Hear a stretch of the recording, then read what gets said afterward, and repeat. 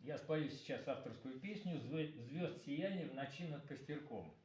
Песня, ну, в некоторой степени, как раньше-то любили говорить, программное произведение. Короче говоря, это такая поэтическая и песенная, соответственно, автобиография, что ли. «Звезд сияние в ночи над костерком». С детства в память мне сюжет запал простой. Костерок свой разжигаю берестой, и картошку вечерами, запеченную кострами, мы считали самой вкусною едой. Были в юности легки мы на подъем, ведь студентам все проблемы нипочем, и в веселых стройотрядах с огоньком в смешливых взглядах до любой мечты, казалось, мы дойдем. Как искали в те года свою любовь, очаровываясь красотою слов, вместе пели под гитару близких нам по духу бардов, так в походах мы влюблялись у костров.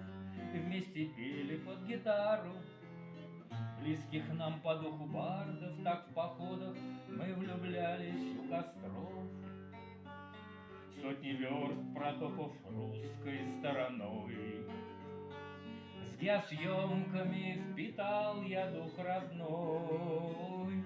Мы с тушенкой гречку ели у костра, и лапы ели открывали нам сезон очередной. Лес загадочный, вольные поля, как прекрасна наша русская земля. Соловьи весенней трелью, благодатью душу грели, щедрой лаской, теплом со мной делясь. Звезд сияние в ночи над костерком в жизни мне служило верным маяком. Отблеск пламени на лицах, может, это счастье птица, незаметно села рядом с рюкзаком. Отблеск пламени на лицах, может, это счастье птица, незаметно села рядом с рюкзаком. Счет летам веду я от костра к костру, дни как искры разметались на ветру. С плеч забот я скину ношу, сухих веточек подброшу и настроюсь на любовь, коснувшись струн.